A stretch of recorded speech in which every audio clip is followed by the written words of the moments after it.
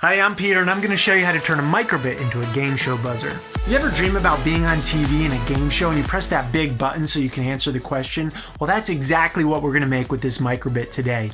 You need a microbit and maker tape. This stuff is electrically conductive tape. We're going to make a circuit with this and create 3 buttons for our microbit, and we're going to create a game show buzzer that you can use in your home trivia games. All right, let's get into the build. I like to start every project off with a drawing. Wow, that was quick. This is what our game show buzzer is going to look like, sort of. Before we jump into the code, you do need some supplies to do this trick. You're going to need a microbit and maker tape. I do have those available at the Engineering Wonder Store. The microbit is right here, and the maker tape is under STEM supplies right here, and you can get some maker tape there. Sometimes I pin a comment with a discount in it, so be sure to check out the comment section for any discounts to the Engineering Wonder Store. All right, let's jump into the code. We need to go to makecode.microbit.org. I'm going to go over this code step by step. A link to this code will be in the show notes, so you don't have to rewrite it if you don't want to. And I'm going to show you a couple ways you can customize it along the way. Let's go through the onStart block. First, we're going to set our volume because we're going to use our speaker, so we want to make sure we have control over the volume. Then we need to set the score to win. This is the score of the game that will win. So if you want to play to 3 points, you can play to 3 points. If you want to play to 10 points, you can play to 10 points. However many points you want to play to, you change that number right here. So I'm going to leave it on 3 for my demonstration.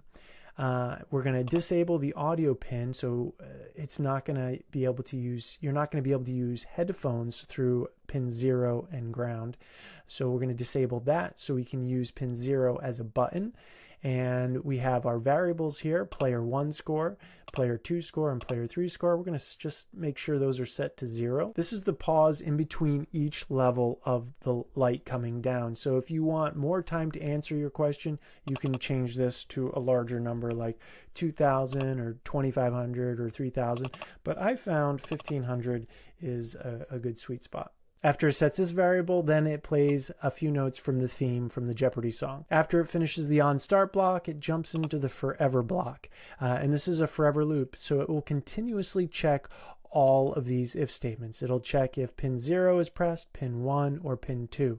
Pin 0 is for player 1, pin 1 is for player 2, and P2 or pin 2 is for player 3. If one of these is pressed, it will jump into that if statement. And it will set the pressed first variable to 1 if P0 is pressed. It will set the pressed first variable to 2 if the second player presses first. Or it will set it to 3 if the player 3 presses their button first. After it sets this variable, it calls countdown, which is a function. And here's the function here. I'll expand it so you can see what's inside. And when it goes into the countdown function, it's going to play that tone that tells you that a button was pressed. And then it's going to show the pressed first variable, which is what was set down here. It'll show whatever player pressed first so they know that it's their turn to answer. And then it's going to pause. It's going to pause for the interval that you set over here. Pause for a countdown, which is 1,500 milliseconds or 1.5 seconds. And then it's going to play a tone and it's going to show the countdown.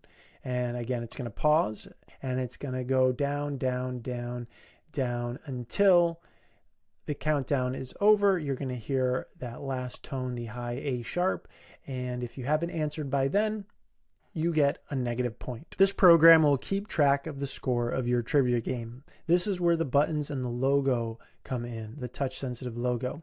So we can keep track of the score with the A button. So when the A button is pressed, we're going to change player 1's score by 1. So we're going to increase the score by 1. That's if they get it right. You're going to press A. Then it's going to check the player 1's score. And if it's greater than or equal to the score to win, then it's going to jump in here. This is where you win the game. If it's not, if it's less than the score to win, then it's just going to show the score. It's going to say P1, player 1 is equal to, and show the player's score, and then pause 2 seconds so you can see it, then clear the screen. But if it is equal to or greater than score to win, that means player 1 has won the trivia game, and it's going to jump inside of this if statement. It's going to show this P1 equals the score. So it'll show your final score, which will be whatever you set the score to win at. It's going to pause for 2 seconds, clear the screen, and then it's going to call win music, which I'll show you in a second. And then it's going to show the string 1 wins, and it's going to repeat that 2 times. And then afterwards, it's going to reset the entire microbit because the game's over. Once the game's over, you're done playing, so it's going to reset. And by doing that, it's going to run the on start again, and it's going to put all the players' scores back to 0. It's going to reset everything. It'll play this Jeopardy tune again, and you can play another game. Now over here is where our function is for the play music, and this is the da-da-da-da tune. So it'll play this music, da-da-da-da, and then go back to show string, call the music up here again, and then come back to 1 wins. So, and this is the same code essentially for every player. So when player 2 scores, you're going to press the logo, which is a touch sensitive button, and it's going to do the exact same thing, except it's going to do it with player 2's score. And then if B is pressed right here, it's going to do the same thing, but with player 3's score. What if you can't remember what the score is and you want to check what everyone's score is? That's where this block comes in right here. This uses the accelerometer. So the microbit's like this or like this when you're playing.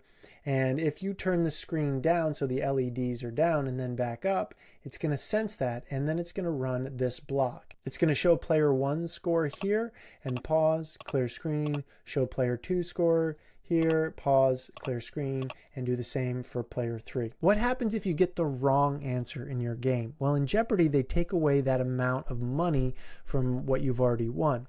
We're not playing with money, we're playing with points, so I thought, let's decrease our points when we get a wrong answer. So that's where this part, these 3 blocks come in down here. Now this block here and this block here are not part of the normal MakeCode blocks that come with it. You need to add to your toolbox. So to do that, you click over here on extensions, and you're going to get a ton of code block extensions here, and you can search for one. So let's search for button pressed extension. There it is. It's right here. This is the one I used. Microbit PXT clicks. So if you click on that, it will install the button clicks toolbox.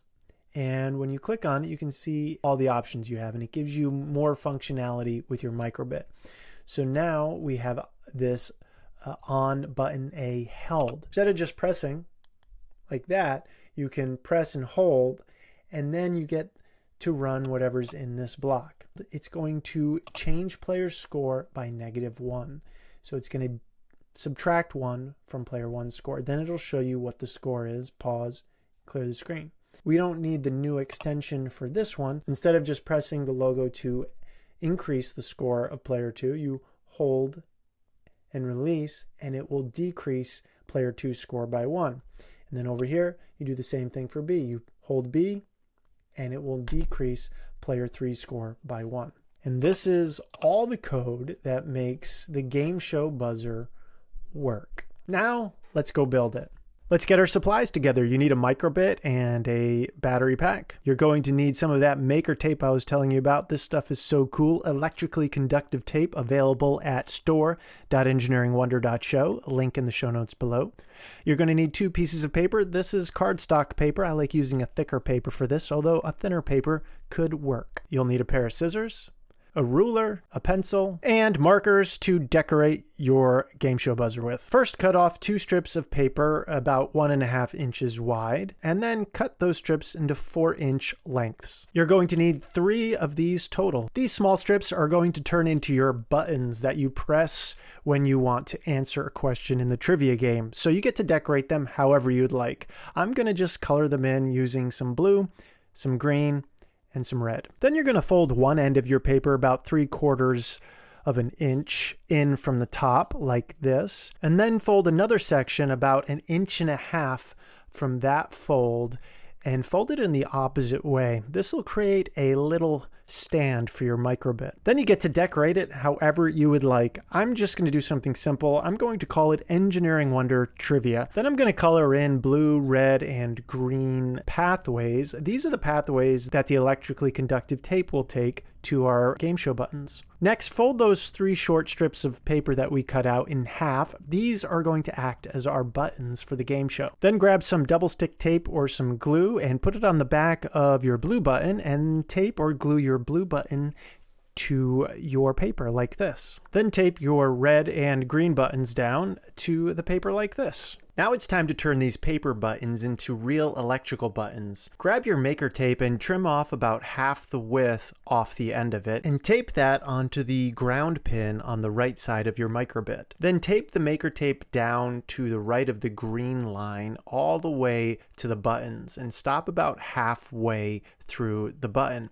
And then make a hard right turn and tape the maker tape down going through the center of each button like this. Then cut the maker tape off at the end of the paper. Now you're going to do a similar thing for your 3 buttons. Trim off about half the width of your maker tape and attach it to pin 2 and run it down the green line all the way to your paper button. Tape the maker tape over the top of the button and then fold it to the inside and run it all the way to the fold of your button and cut it off. If you press the green button all the way down to the ground trace that you ran over it, the Microbit will be able to sense that as a button press. Then do the same thing for your remaining 2 buttons. After you finish your buttons, it's time to test it. Plug the battery pack or USB into your Microbit and test away. Which part of your body pumps blood through all your veins? That would be the heart. Player number 1, you are correct. You get 1 point. What do bees collect from flowers to make honey? That would be nectar. Player number 1, you are correct. You get another point. What do you call young frogs that still have tails? You would call them tadpoles. Player number 1, you are correct, and you get a 3rd point, which means you have won our trivia game. I hope you try this project at home. If you do, be sure to take pictures or videos and tag me in them so I can see how your game show buzzer came out. Be sure to subscribe to the YouTube channel and explore all the other projects I have on this channel. And you could probably start right here. Here's another project with a Microbit and some maker tape. I'll see you in the next project.